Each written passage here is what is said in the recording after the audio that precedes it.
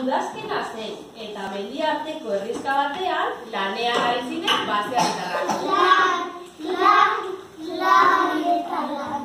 Han, goiko mendian, erabat aspertuta zegoen Inazia Artzain. Aspertuta nago. Eta esan zuen.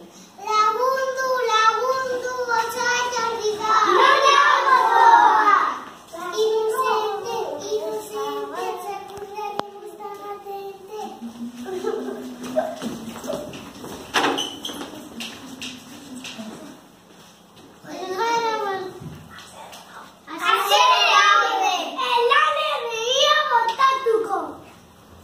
Handi piegunetara berriro.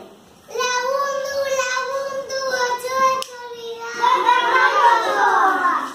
Inocente, txakurrari guztagatete.